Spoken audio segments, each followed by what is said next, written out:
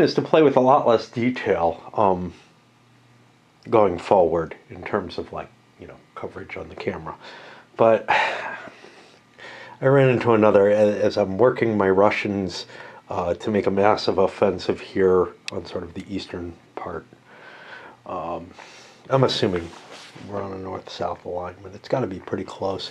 I do not see a compass rose on here, but it appears to be mostly north-south from what I can tell. But I start looking through, what is this, the Russian 9th Army. Wasn't the 9th involved in Tannenberg? Anyway, then I get this unit, a 5-2 movement cavalry unit. And, again, I'm just like, I don't think that they've got this right. It just doesn't feel that way. There's also no need to keep armies together once they're on the board. Like, the only reason for this, you've got this heavy color coding for each unit, and it doesn't cost anything, right? I've got no argument for or against it, but it's kind of a pity because you could have some command and control type operations and such not, or rules in play that would help, that would take advantage of it. Unfortunately, other than the Hungarian unit penalty, there's nothing along those lines. Unit integrity, a +1 bonus or something like that on that might have actually made it a little bit easier to explain or to allow the Austrians to attack a little bit more effectively. I just feel like their starting position, they don't have the strength to push their way forward, even as much as historically they did. At this point in the game, the Russians have the clear numerical superiority and are the only ones who can really, I think, afford to make attacks, essentially. The system is still so painful on the offensive that I have, local superiorities over here, but I can't leverage them. It's only in a couple of places that I'm able to leverage attacks that are worth making. But as I trim away Austrian units and force them back in through the reinforcement mechanism to make their way slowly back to the front, presumably using rail movement or whatever. Should have gone after that. Would have been too tough. Maybe I can keep increasing that advantage. There are a lot of Austrian units in the dead pools, though, right now, which is why that numerical advantage exists, really. Thinking here at this point as I go into the Austrian turn is I can write off my initial Austrian results, why they were so shitty. I mean, so absolutely shitty. I don't think that I could get any of the objectives. I think those are a little too deep in to have been able to do what I to do anything with. I think that I could have, especially if I wasn't using hidden counters, knowing the combat system a little better, knowing what results to get out of it, because that's part of it, is that those first couple of attacks, I thought, yeah, these don't look good, but I gotta try something, right? I think instead of focusing along the fronts, I could have concentrated my Austrian forces and gained some hexes. Probably couldn't have gotten the destruction of any Russian units. The cost to that, though, would be the danger of getting my Austrian forces completely cut off from their supply source. In the sense that the Russians could just sort of force march and cut off, say I did a little slice here, they could do a cut off over here, that if I didn't connect a line of communication of hexes that I control from the unit here and the unit there and whatever, then I think I would have been putting the Austrians at a much, much greater risk, at a total disaster. As it stands, though, because of the losses that have been taken, some of which were in that original turn, when maybe I should have just not attacked, maybe that's the answer. Again, ahistorical, and the Austrians did pretty well in the first period of the game, but they're clearly overwhelmed here. I just don't see how you can force. So with the Russians having free setup, not entirely free, but free enough within their zones, I don't see how you can get them in a position where you can isolate a few units, knock them out, get a numerical superiority, and keep building on that and rolling it. You know, if you're not playing with the option for replacements especially, it's going to win you the whole game to do shit like that.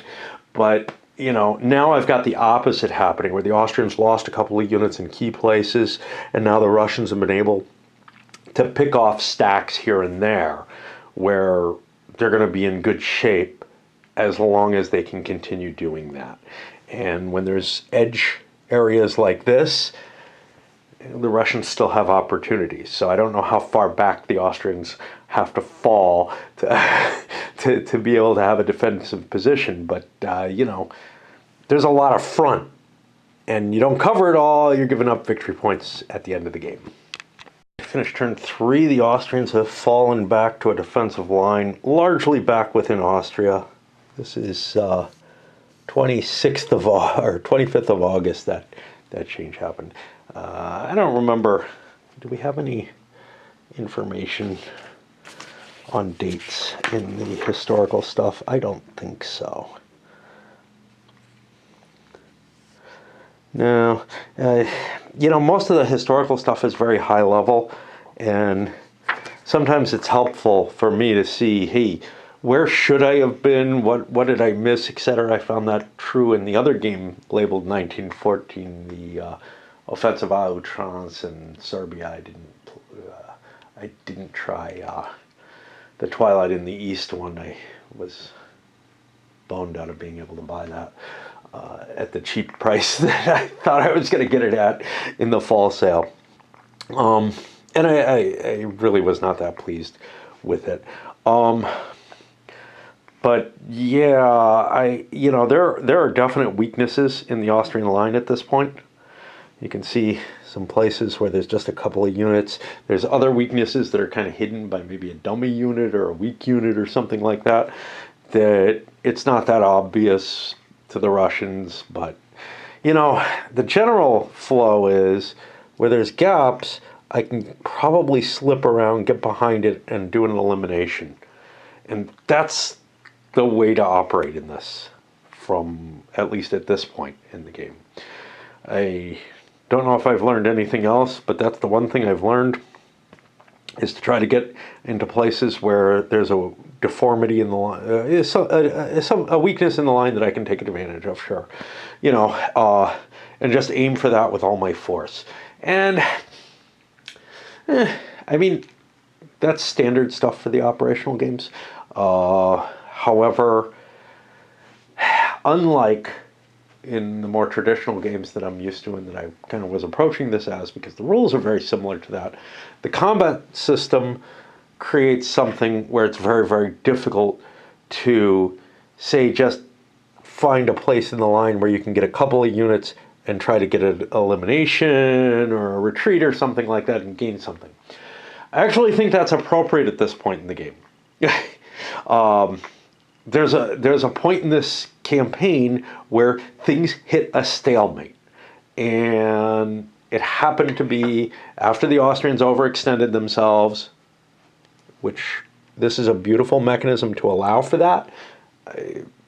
It just was, none of it was achievable to me. And then the Russians pushed them back. Things kind of hit a sort of, okay, you might be able to find a defect here and there along the line, but in general, you're not going to be able to get any big breakthroughs or anything like that happening anymore.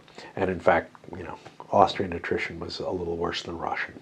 And that's probably a situation that's reflectable by the fact that there are more Russian units total. All that feels right. It feels like the settling down's happening a little too early from my recollection of the campaign. I'm not positive. And that the Austrians certainly did not make it as far as they should have in terms of the advance. But, you know, that's where we have it. At this point, I could probably count up the victory points that the Austrians have collected before turn 12. I don't think they're going to make it any further. So we're looking at maybe 2 here, if I got that marker in the right place. And another, geez, I don't remember how far I got, but call it another 1, 2, 3, 4 there. So we're looking at about 6 victory points that they're going to get from the Conrad offensive, in addition to whatever plays out due to territories and losses. Right now for losses, they're losing at 2-1. So, yeah. That +6 over here, and I'll just remember that for the rest of the game. Everything else, you know, unless the Austrians end up turning the tide back against the Russians, and I don't see that happening, this was probably their high water mark at that +6 victory points. Started the Russian turn, but once I have 2 thunks in a row, I feel like my stack can't hold anymore. So the first one was, and I don't think I expressed this clearly, but I think I kind of hinted at it. The addition of hidden movement is clearly going to give an advantage to whoever the defender is in any given circumstance. Now, at the beginning of the game, that's the Austrians, presumably, the Russians, presumably, and later on it's going to be the Austrians. But that doesn't necessarily balance things out, and what it certainly doesn't mean is it doesn't mean that you can achieve historical results when facing that difference, right? So if everything's out open and I can look at all the values, I can calculate the optimal attacks, get all my odds perfect, and launch only the attacks that I want to make and completely control that. Use hidden units, and right away, what were being 3-1 attacks might end up in, on average, 3-2s or 1-1s, just because I don't have the capability to control the exact odds ratio that I'm on, and I don't have enough knowledge, you know, to apportion things properly. So I end up making mistakes just all over the place in terms of attacks that just would not be made with face-up units. Which means that far less attacks are going to happen with face-down units. So the game either works with one or the other, right? You know, it may balance fine for either, but in terms of the historical story it's going to tell, at best, it works with one of those. It's not going to work with both. Not unless there's other rules in place to make up for that difference. And I don't feel like the Cav probing rules are sufficient, although they do give some capabilities that are of some interest. You know, like maybe you can avoid a soak-off attack with them.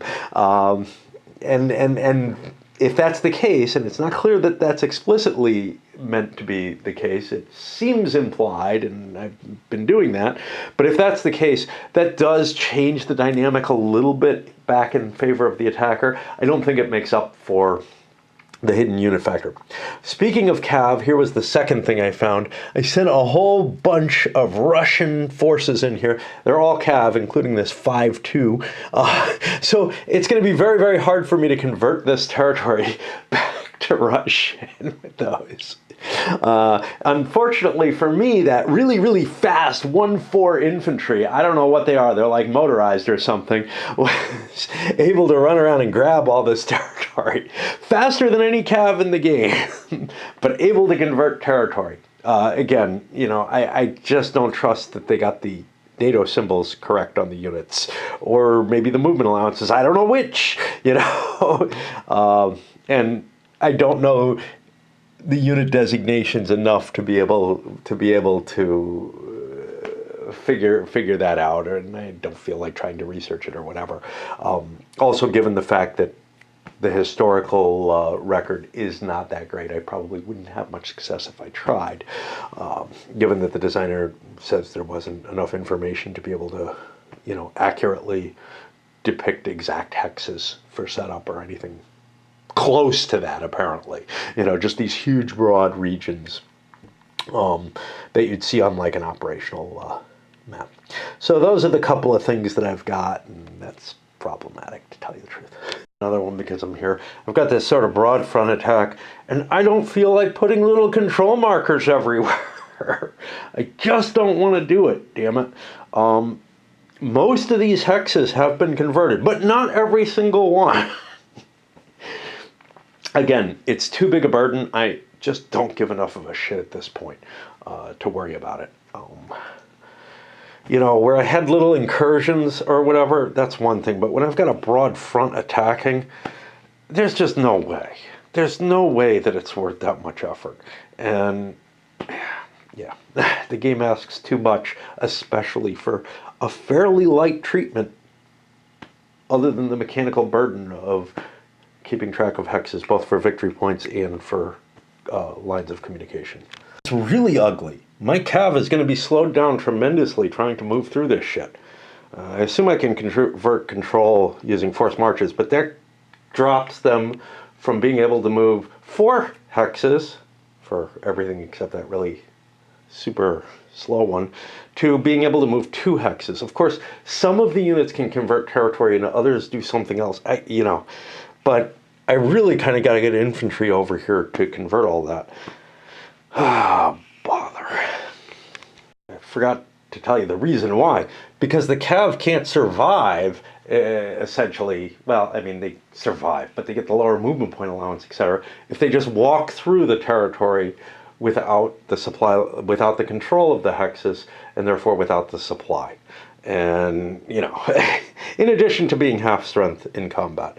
So, yeah, I'm moving shit like this. And I know I'm zooming in way too much, but there's just so many things that are like, yeah, this doesn't make sense. I think we had one of the first occasions where I've launched an attack on the first round of combat. Not for any really great purpose, although I guess I could have reserved some movement points. Some of these units did not move. Let's see, these guys reserved 3 movement points. And these guys did not move. I get a 1 hex advance, and I'm not going to be able to attack with these units again. So I turn them like this.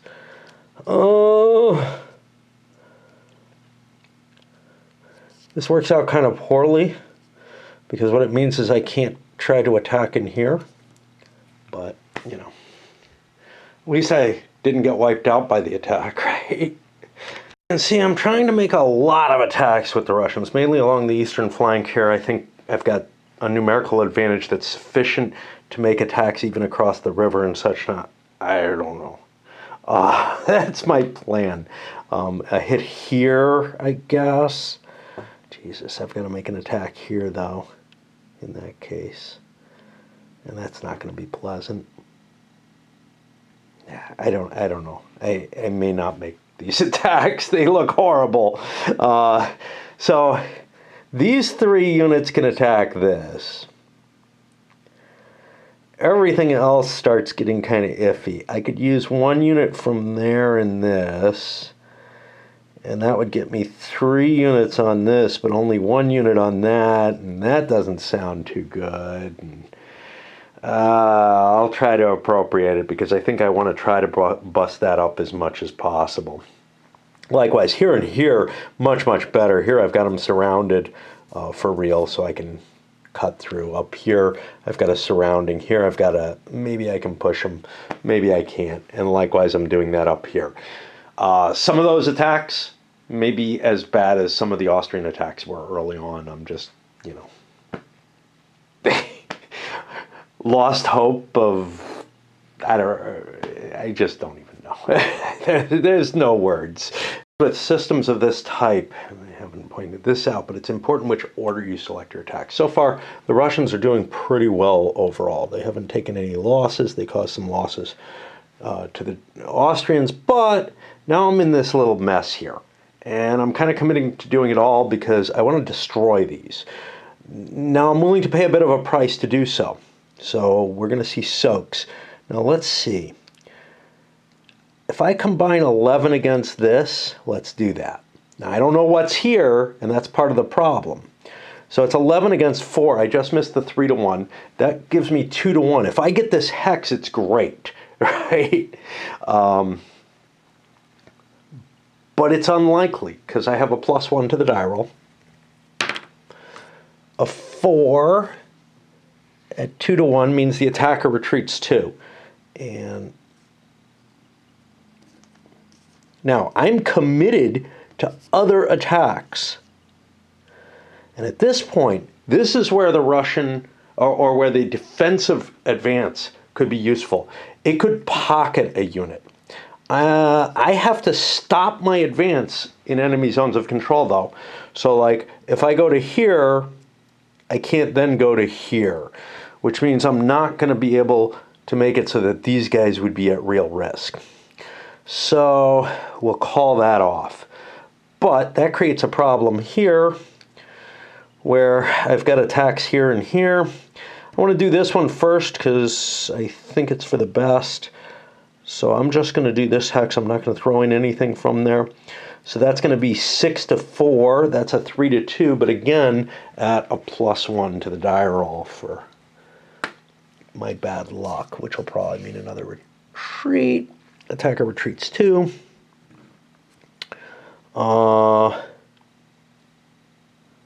That's these guys. I can pull them back there. Again, I could advance, but it doesn't do me any good. And then we have this attack, which is going to be 10 to 4. That's a 2 to 1, but I'm across the river, which means I'm at like +4 to the die roll, which sucks. That probably means I'm going to lose those Russian units. +4 is an 8, and we were at like 1 to 1, so yeah, attacker eliminated. Come to this in a little bit. That attacker eliminated means I could cross the stream, but there's no real reason to. Any kind of maneuvering I want to do, I probably can do, and I'd rather see what comes before I make those choices. Right? Oh, I've got battery problems. I got to remember that I did make an attack on this, which can be kind of hard to do.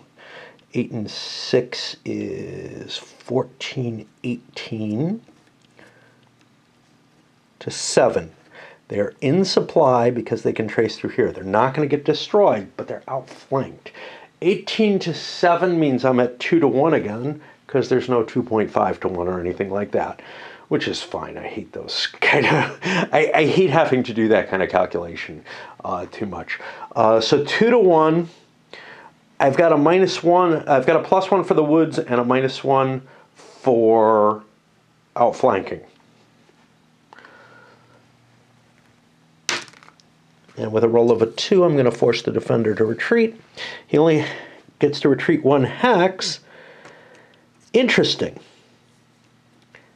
That creates an overstacking position. Now, if we look here, units are allowed to overstack during a retreat.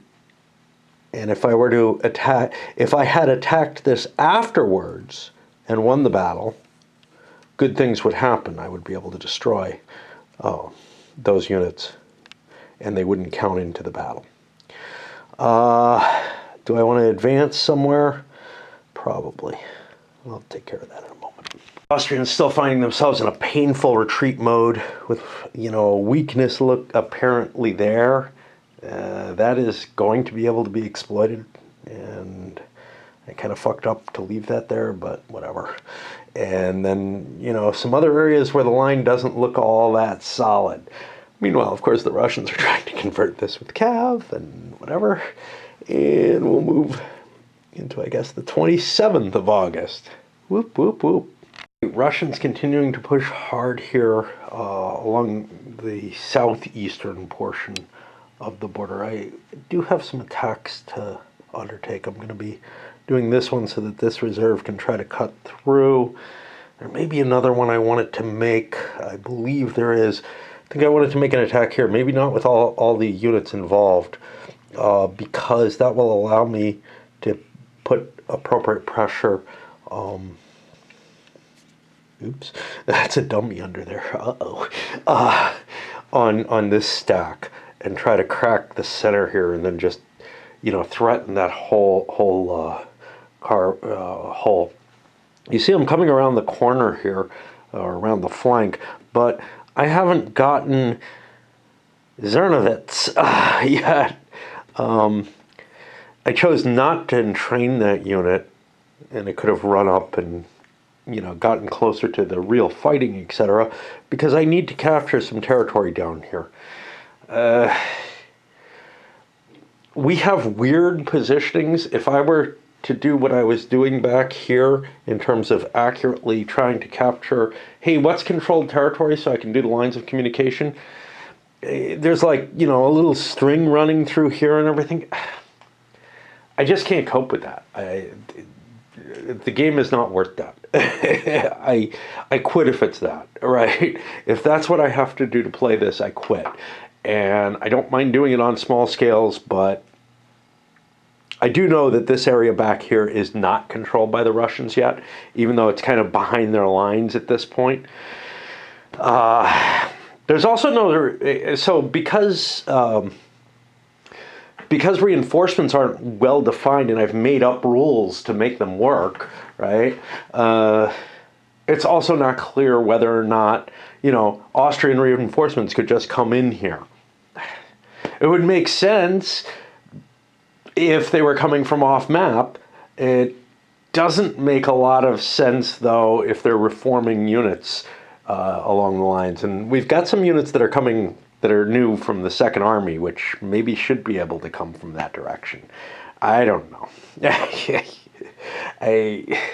I don't know how likely it is I'm going to make it through this whole thing. It just it doesn't seem worth the effort. Austrians weren't as stupid as they look. I'm making this attack here. It ends up 16-6. Now, I have cav. I could withdraw, but I really want to win this. I do have the outflanking benefit, which makes up for the woods. So let's see what we get. If we get a defender retreat, we win a big fight, and we get a pretty low roll. So I think, nope, that is an attacker retreat. Well, that blows. So these units, I'll throw them. Yeah, I'll throw them here. And these units are both done for the entirety of the turn. They failed. And that kind of makes my reserve points a lot less likely to work, too. Let's take a look at the other one I wanted to launch, which was here. I have 7. You know, I'm not going to be able to... Oh, yeah, I'll be able to. Let's put 12 in. The extra point may be useful somewhere else, and a half point's unlikely. So that's 12-4. So that's 3-1, but I got a penalty of 1 on me. And so the 6-point big unit is not fighting. 3-1 with a 4 is liable to be terrible. That's an attacker retreat too. So we fail there as well. And this unit is unused in the fight, but these others cannot be brought back into it. And now I move again. The Russians are going to make a series of attacks. Still wandering up here trying to convert stuff there. It's only 5 victory points, but you know, I really hate those control markers being all over there. But they're the only possible solution to make the game actually work, so there you have it. I'm just not willing to do it. Attacks hitting a number of places where I'm just trying to push the enemy back a little bit, gain a little bit of ground. Might end up getting flung back, but I have reserves in those areas, so it's not that big a deal if I do. Here, a little bit more iffy, but I can kind of break this whole flank because I'm getting this unit destroyed, I hope. I've put enough force now. I know its exact number now, right? Same thing with the other one I'm attacking here. I know the exact number, so I can attack it more effectively. And then down here, I'm trying for a destroy as well. Meanwhile, this unit marching its way down the rail line, and I'll try to stay along the rail line so I can remember which hexes I control and which I don't. I don't know. Forming my attacks, I want to point out a couple of things, and why the defender advance again shows its importance here. So Russian attack on this space 4-1 at +1. Got a bad roll. Russians had to retreat. I'm able to move to here on the advance, which now lets me out of the blockade. Elsewhere, I haven't decided. I don't think I'm going to make this attack. It looks too dangerous and doesn't look like it's going to gain me much anyway. So I'll flip those over and choose not to, because I've lost on the other attacks that I made in the general sector. Things did not go well as expected, or as well as expected. This guy also drove his enemies away, and I still got a couple more attacks to do, though. Now,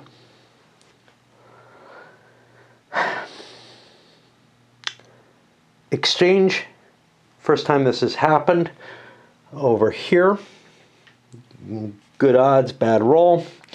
Defender eliminated. Attacker eliminates SP equal to at least as much, or at least a half the defender's modified total. Oh, I didn't realize that. Yeah, it still had to be a 5-point unit, which actually gave the Austrians lost a 4-point unit. That gave the Austrians an extra victory point off that. But here's the notable thing. All units remain in place, and this was clarified in a thread or something, that, yeah, indeed, there is no advance after an exchange. That's a little weird. Usually, these types of games, the operational, fairly simple CRT, odds-based, with eliminations, exchanges, retreats, those tend to allow you to advance on an exchange, but this one very specifically does not. And fine, you know, I see that as a fairly rare occurrence anyway. So you can argue any way you like what should happen. Should the attacker who is trying to push into that space be able to get the hex, if not actually repulsed? Well, maybe they were sort of repulsed, and then the enemy dissolved. We'll do the last attack here because I'm going to do that. So that's a 13, which is not a great odds, but again, I got backup on me. That gives me 3-1 at +1. And that's not a good roll. That's attacker back 3.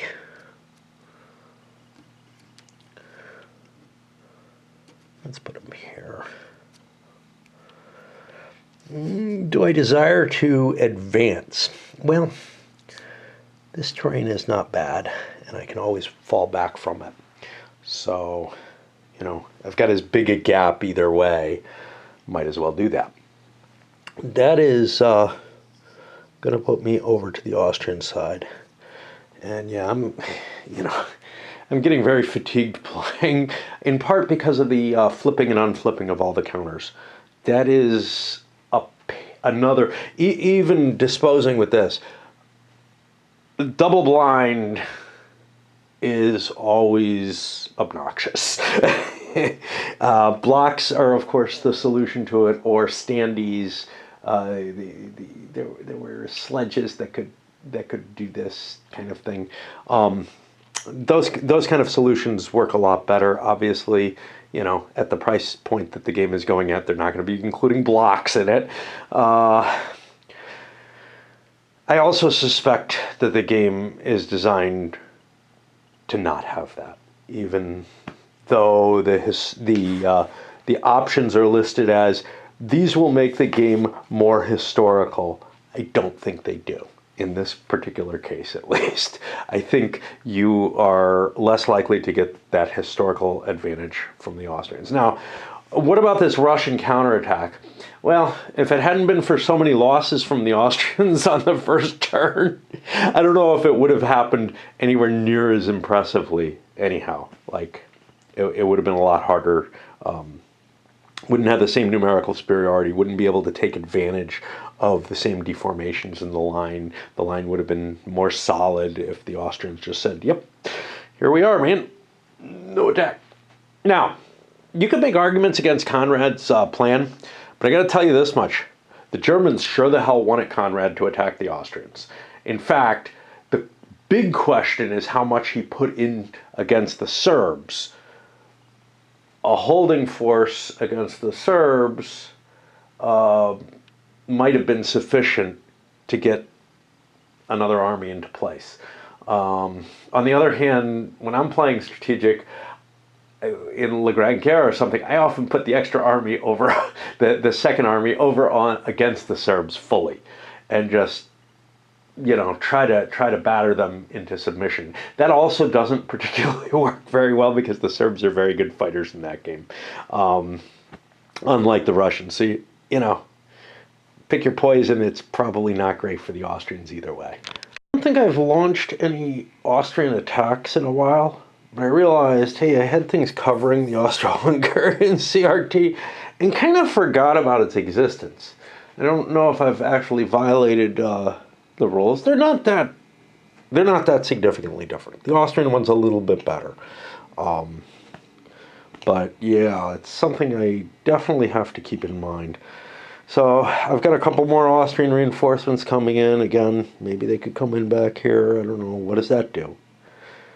Good question. What are my supply sources? I think they're the edges of the map.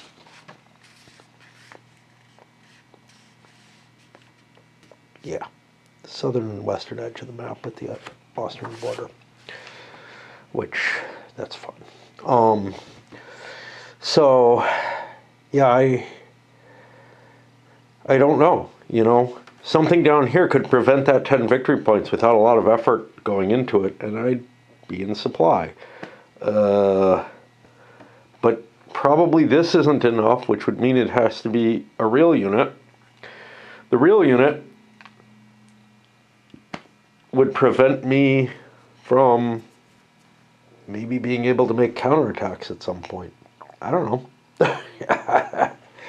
I just don't know. It feels like my front's collapsing, but maybe that 10 points is the best I can do. I'm running out of good terrain back here. Now, yeah, it gets worse, or it gets better. The mountains, the hills make it much, much more valuable, but these are... If I'm hitting things as this far west, Austria's hosed completely. The question at this point is how much can we limit the Russian victory? Now, I'm holding something here, but I'm in danger because there's a breakthrough. I pull a little bit back, but it's really hard to find a line. Following kind of your, the big East Front operational games and stuff like that, where you have this kind of, I'm thinking more World War II here, but you have this kind of wanting to just keep giving space when the attacker is able to win. And that may not be the best approach here, because the attacker doesn't have as many advantages as under those circumstances. However, I do have territory to give up back here. There's a lot of good land, a lot of good defensible land left that I can tighten my line with. So I'm going to try to do it that way. But, that also starts to run out. It starts to be clear territory, especially near the cities. People don't tend to build cities in forests or in swamps. Fall back a little bit to a little bit newer defensive line, a little bit tighter maybe, and hope that the Russians screw something up massively. It's got to be at least as bad as how the Austrians screwed things up early in the battle, though, or early in the campaign. This is, it doesn't, it just doesn't look very likely. Could the Russians put this game in their pocket? I don't know. Let's take a look at Austrian points that are sitting here. 55, 75, 80, 85, 95, 100, 120, 125, 135, 140, 145, 150. Call it 160, although Russia could conceivably reinforce and force that out of there, and problems could happen there. Versus... And you add that to this, and that gets you to around 180. Okay. For the Russians, we're looking, we got 15 there, 20, 25, 30, But now we get to the big stuff. 60, 85, 110, 130, 140, 150, 165, 185, 190. This is going to fall. 195, which will put me around 250. Well, 250 to 80 is like 3 to 1, more or less. And there we're looking at 3 times or more, which would be a significant victory. So the Russians don't have to fight too hard to get more. And there's a fair chance that they're going to get this, they're going to get this, they might get this. You know, it's going to be hard to stop them, even if they're very cautious at this point. So I don't think that they're going to press too damn hard. Although actually they have really strong sets of forces trying to seal this off, although pulling back definitely helped the Austrian position there. I guess we'll try another Russian turn. Again, you know, this may be a foregone conclusion already of a Russian significant victory, though. Quite what I need for the Austrians, but the Russians had some significant failures here in the south. Really, really bad die rolls when it came down to it. And now we go to their follow-up. Now I've got somebody who can actually exploit and, you know, try to push that border in, try to make it so that I can't hold this line anymore, so that I have to fall back again. The constant regular means that like happens in these operational games. You make yourself a little break. You make yourself a little break, and the enemy has to keep withdrawing, or else they're gonna end up pocketed. Here's problematic. He was here. He's gained entrance in this direction, and is now skirting along here. And I don't think he's actually in supply now. I mean, he still is from the border, but the Austrians could conceivably cut that. Now, again, I got no idea where.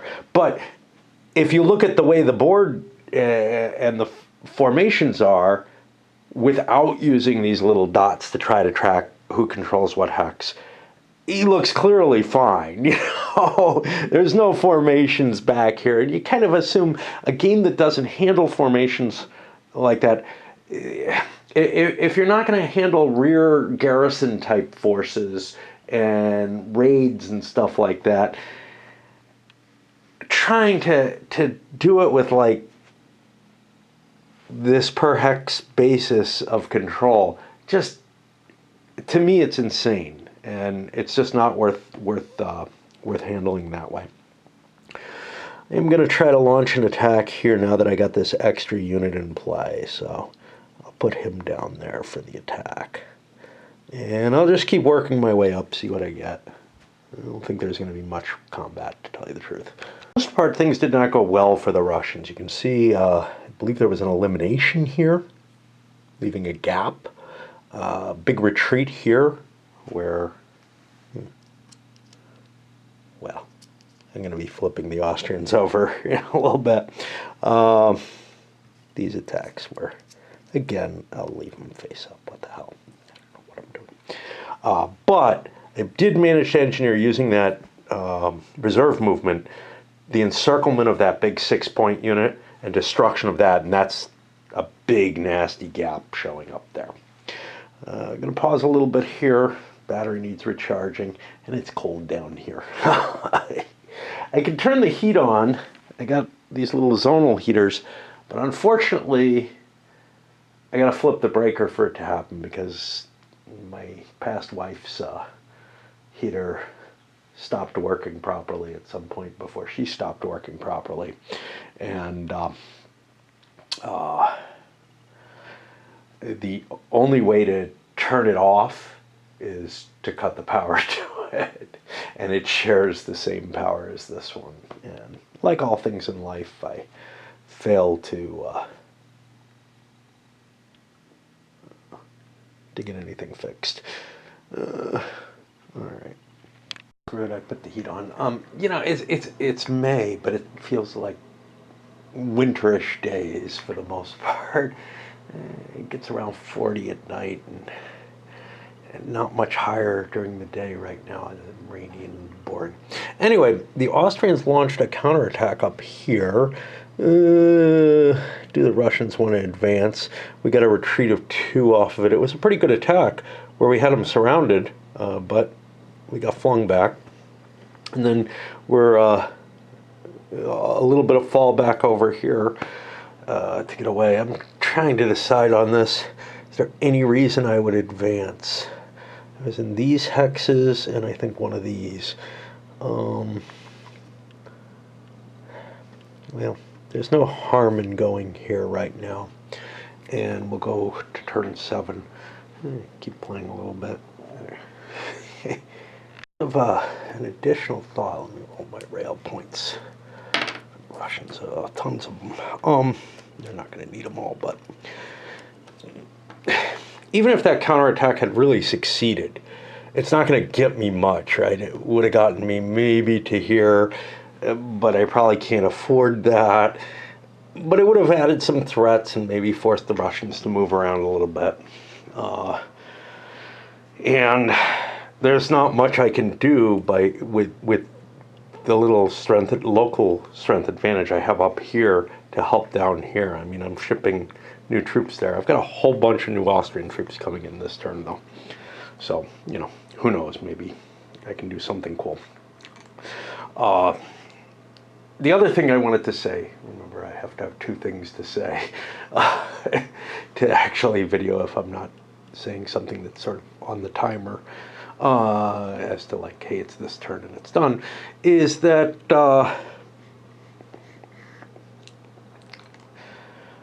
you know, once I give up on this is impossible, fuck it, I'll try to pretend that I can get this, and knowing that it's wrong and everything, the game becomes not that odious, you know. And also the Austrians are no longer in Russia. I've collected the 6 points or whatever. Yeah, I don't know precisely where those points came from anymore. If the Austrians end up cutting back in here, there might be a hex here that they could get that should be worth a point that I won't remember to score, or I may score a second time or something. That's not going to make a hell of a lot of difference. So, you know, I kind of feel like, well, it's just not worth the effort to try to get these things completely right. And once I give up on that, it's kind of like the other games of this style, the other operational style games that have strength point, movement points, move attack on a CRT and everything. The other aspects don't change it that much, which isn't exactly a glowing reason to add, you know, this pulse movement and such not. I'm finding myself usually moving my forces twice in order to be able to get the attack in place that I need to get in place, because there's just not enough room to maneuver. You know, so for example, here I might be able to get an attack in without moving twice. I won't be able to get it surrounded, but I don't have, you know, the way the line is built, it's not fractured enough that I can get that extra extra space that I would need for surrounding. Even here I can't get it surrounded. All I can get is a couple of hexes against it. So, you know, here I'm lucky, it's a bulge, I can get 3 hexes on it, but still not surrounding, just enough to push it a little bit. Might I be able to arrange something where a reserve move or something might let me get in there? Yeah, maybe, but as long as the Austrians are falling back, there's not really much room to get a grasp on them. And up here, they're a little too dense in most places. Here, yeah, it might be possible that I could get a breakthrough here and then exploit it over here. Maybe. But there aren't really that many Russians up there to do it. An example of where that, hey, the double move's not helping me. I got into this position. This is pretty damn strong looking. But unless I do a soak here or something along that lines, I'm not going to get the total surround advantage, and it's just not worth making the attack at lower odds. You know, this might end up 3-1. It's not going to have the bonus on a 4 or higher, and I've got a terrain bonus in my favor. I end up getting an attacker retreat. Now, is this likely to be 3-1? It might be higher. It might be higher because that is surrounded and doesn't have a way out. But what do I gain from this? Well, I threw my 2 movement point reserve on there, and I'm not going to make an attack up there. So maybe a unit like this would be able to buzz past and get in there a little quicker. 1, 2, 3, 4. But this moved at least 2, so screw it. You know, it might have an extra movement point. If it did, 1, 2, and I'm not going to be able to get around on this. And these guys who won't be attacking, well, 1, you know, I still can't get around. The line is too dense for me to move from there to there, and it's just not going to be broken unless I break a couple of units. So that multiple movement, multiple combat is very seldomly giving me an advantage in play. Got a little bit of limited success, like an exchange here and exchange here. Those aren't necessarily good, but attritionally, they help weaken the Austrian line, force it back, even though the points are going to go out poorly for us. However, whole bunch of Austrian troops coming back into play. Whole bunch of them. And that should be able to stiffen the line. I don't know that it's going to give me any real capabilities for a counterattack, though. I mean, maybe here, but that's meaningless. Maybe down here, but I've regained my rail line there, so, you know, this is back open to be killed. A lot more Russian losses showing up in the near future. But still, they're still consistently causing more casualties than they're taking. And they're gaining ground. Well, like many of these operational games, I'm not getting much of a thrill from it. And again, it's the sort of the classic style operational game, right? Where, and I'll count in some of the grand tactical stuff that acts the same way, or even tactical that acts the same way, like your Napoleon at Waterloo type game. I mean, with everything facing, I would feel like, okay, I'm just doing calculations on the geometry and the odds charts and all that, and attack is really, really disincentivized by the combat tables. Yeah, pretty sure on that, on whatever counterattack the Austrians did, I used the Russian table instead of the Austrian one. Again, my rules are covering it. Out of sight, out of mind, man. There's a CRT over there. Quite often games have multiple CRTs. They're always the same. So I don't know how much effect that had. But that's not the core. The core issue is this type of game, at its best, is sort of a relaxing kind of, okay, you know, I'll plow into these, I'll plow into these. Here it's leaving me with this, I don't know if I can afford to. The table, the combat results are so painful that I don't want to, and I've got all these damn pieces to bring on, but it's going to take forever to get them where they want to go. And all told, I know what the damn result is going to be. I mean, you can see it. This is if you were playing an opposed, or if I was playing an opposed game, I'd be like, you know, it's concession time here. One side or the other is going to say, you know, either, well, I'm willing to concede, or you want to concede because this is over, man. You know,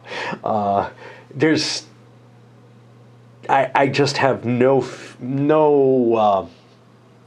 no morale towards playing it. However, and this is why I wish I didn't take on review copies, because if this was not a review copy, I definitely would be canning it at about this point. Just be like, yeah, I want to go play Leipzig. I'm not getting anything enjoyable out of it, and I think I've learned what I have and have expressed that on the camera. However, I feel like I should be showing more, because I got me a free copy, even if I didn't particularly want to do it. But I was willing, and, I mean, there's things like, hey, maybe I could do something around the edges here and batter these Russians back, but then I look, I got a nationality problem. That begins to make it uglier. Do I really want to commit more forces to down there? I really need to fill things in here, and don't have the forces to do that either. I probably need to fall back, all kind of crap like that. And I don't mind that kind of thinking.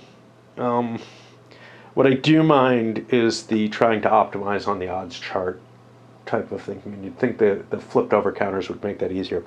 One thing, the counters are very thick. Now, that's a good thing, I guess. But they're tiring my fingers, so I switched to a pair of tweezers to deal with them, see if that helps a little bit. A lot of it's the flip, flip, flip, flip, flip, and sometimes it gets kind of crowded and everything. Just not pleasant. But, I just really don't want to fucking face this turn. Maybe I wouldn't mind it if it wasn't for all these Austrians coming in, which is opportunity or whatever, but it's like, yeah, you can still do it on autopilot and just keep falling back or whatever. But now it's like, I have to fucking think again. And I don't like thinking. If you watch my videos, I don't like thinking. I like games that kind of play themselves. There were a lot of options that would have saved me from leaving a bit of a gap somewhere over on this side. So I am launching an attack there and an attack there. I'll reveal them, I guess. And again, this is on the second attack phase.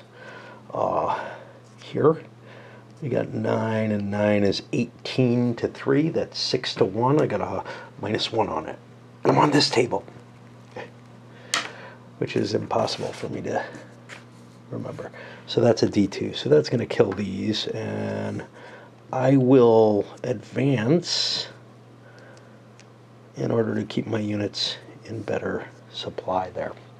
So that's, this unit is going to be dead. And then over here, I was able to get a good odds too. 8 and 8 is 16, 17, 18, and revealing this is not the wisest thing perhaps. But that gives me another 6 to 1, and again at -1. And I mixed views on the tweezers. I think they do help. That's a 4. That's a D2. That's going to kill this guy. This is a little iffier, but I'll advance because that puts me closer to the river line and closer to being able to put a threat on turning that flank. Not that that's going to happen. And that's 8 points for the turn. That's it for tonight. I'm not that tired, but I just really don't have the energy to keep going. And I have this fear that this thing's going to take me like a week to play for no good reason, right? Because the turns take maybe 10, 15 minutes per player side at most, and that's because I have difficulty coping with games like this, where I just get into this AP type status where it's like, yeah, I hate thinking, man, that kind of statement. That is a sign that my AP is beginning to kick in, and I'm like, yeah, I can't make decisions easily, and actually, my mutual friend, the person I think I have got a connection to the designer of this from. An old guy, a guy I used to know in Buffalo about my age. Absolutely didn't have that, but he would be horrible. Like, he would do moves as bad as anything that I do, but, you know, it would be just kind of a, well, let's, you know, let's just attack. Let's push these pieces together. You wouldn't calculate odds or anything like that. And I'm like, that's just not, that's not what the game's about, you know. I don't like these games because I don't like what they're about, but the way you're playing it, I can kind of see it. If we're both drinking beers and just smashing pieces together and rolling dice on the table, screw it, man. But I just can't do that. I have to agonize to some degree over, well, how do I defend this? How do I do this? Whatever. And I don't know. End of Russian player turn 8. A couple of places where we kind of managed to do breakthroughs. I'm not showing the details anymore. Got bounced back out here and managed to infiltrate here. This is dangerous because this is again threatening this sector. Sure, you know, it's not close to pinching off like it was before, but it's close to being close to, which means that the Austrians are going to have to fall back, I think. And they definitely have to fall back to cover Yaroslav and Przemysl. I can't remember. It's like Schmizzle or something. It's not pronounced anything like it looks, but I don't know. But yeah, I mean, I think it's... What I think I'm going to do is play out till turn 10 and call it there, because I can't see going through 10 more turns of slowly whittling away the Austrian position when Russia has won the most significant victory already. And it's just going to continue collapsing. Honestly, I should just call it now. But because I'm getting absolutely no pleasure out of this. We'll see. It's just such an expense to be doing something that's of this nature when I've got so fucking many games that I've got to get covered. The situation is honestly looking like the overall collapse of the Austrian line. It doesn't look that horrible when you first look at it, but I've been holding a line of decent terrain up here in the north, and this piece caved that.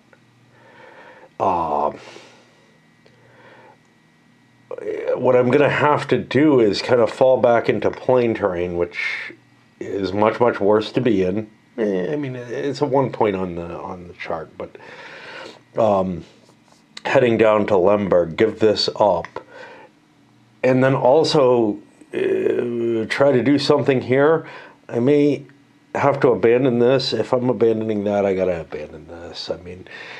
And, well, yeah, you know, then I end up with a line that's more like this, right? But that's assuming I can get everything covered. And, last time I had a hard time covering things. That's why the breakthroughs happened. This time I think it's going to be even worse. Yeah. And other than the gap here... It's a moderately solid line. There are some risks, though. This especially, this flank is going to be a problem. And then over here, there's weaknesses that, probably not going to be able to get a surrounded unit and a destruction or whatever, but push things a little bit more until they wobble enough that you can strike your way in. Anyway. I guess I'm signed up for at least one more turn. I was thinking, if it's as bad as it looks, maybe I can't. I can't keep going. But the thing is, you got this constant replacements coming in that, okay, for the Austrians, they're kind of painful. And now the Russians have a ways to go, too, in terms of getting them to the front. For the Russians, it's particularly problematic because, the rail lines end here on these fronts, which is where I'm doing most of the combat. But, yeah, I mean, just look at the territory I've given up. And, I've given these towns up. That's another 45 points. There's just...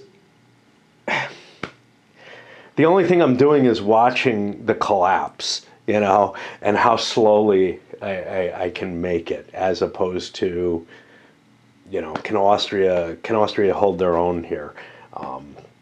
But again, it's a snowball effect. You start losing units, and this would be even worse without the optional replacement rules. But you start losing units for a significant amount of time, and you don't have them in the front, and you know your front falls back. It doesn't really matter that you're getting those replacements back, and you're getting them back awfully damn quick. We're looking at a day per turn. A unit that's eliminated comes back within 6 turns. Now, I'll give you one reason why this makes sense, though. Because these are mainly like divisional-sized units, and they just didn't die. You know? The one case where they would die is when they're surrounded, and that's the one case they die here, but surrounding's way too easy in this game to at all represent, you know, the kind of surroundings that caused full units to basically be destroyed. And yeah. Yeah, which you'll see in something like Offensive à Outrance. You don't see the enemy being able to surround your pieces to the degree that you're able to here, or for that matter, the Serbian must die or whatever. It's just, it's too easy with this kind of mechanism. This is that old school. Again, I call it operational, but it fits under other things as well, with the simple, hey, I got strength points and it's a CRT, and, you know, in this game, it's more important to get the surrounding than, say, in, you know, the Napoleon, the OSG Napoleonic games that are all derived from Napoleon at Waterloo, or... And why is it easier? Maybe the pulsed movement, but it doesn't really feel like that's too much of it. It feels like it has more to do with maybe I don't know. Yeah, I'm having a hard time describing why surrounding units is so fucking hard in a game like the Offensive à Outrance, where there's bigger movement point allowances and stuff like that, but here doesn't feel as hard, and it can't be as hard because this combat chart just doesn't work if you don't surround units. That's the only way of destroying units, is to get that flanking bonus and everything. All those kind of factors are in the other series, but I don't know. It just, maybe it's the quantity of units for the size of the map is really the aspect, is that there's just not enough that you can create solid lines the way you can in that. And you know, the every other hex lines, which work fairly well in this, and in its ilk, it's very long and too long history of these types of games. They don't really represent what's going on. Generally, you have either a solid front line, or you have batches of units that have operating areas and whatnot, where they can access the front lines. And I've never felt like this is a good representation of anything, this style of game. The only reason for this style of game is to give you the overall picture, which this does just fine, at a low cost, which this does if you ignore the supply rolls largely.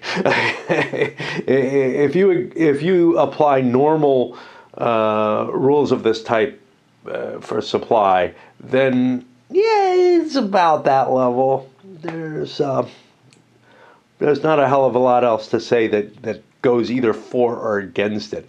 It's just that the additions to this game, I don't think do much in terms of advancing the hobby or anything. Most of the ideas are rehashes, and what's not, and even some of what are poorly, either poorly thought out to begin with, like the supply line rules, or where you have to control, where the control of every hex in the game has to be recorded. Works fine on a computer. Vassal could do it just great, but then other things are not well defined in the rules, and it's just a shaky entry overall. Anyway. Oh, indeed. I just can't justify continuing going on. The Austrians are not going to be able to make up the situation. The decision is made as to who has won the game, who's won this part of the war. How much further could the Russians get? Well, it's a little bit of inching forward each turn, right? And if they get a significant advantage largely because of the die rolls on casualties that they cause, like the longer that a casualty stays off the board, the more pieces are missing from the board and the thinner the Austrian line is stretched, which, obviously if I wasn't playing with the replacement roll at all, for the most part, the Austrians would have been in worse shape, because that snowball would have just grown bigger and bigger. There's sometimes where and you can tell that by the points lost in both cases, there's some times when there's a sort of an exchange of attritional values, or the Austrians get a chance to launch a little counterattack somewhere. But for the most part, the attacker gets to choose what's going to die,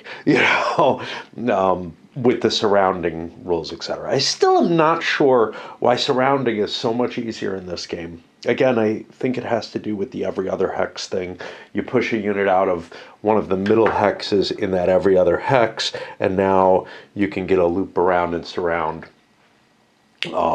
more easily, especially if you use the 2 rounds of combat. But I didn't feel like that was all that necessary. I felt like it was happening through 1 round of combat, to tell you the truth, in a lot of cases.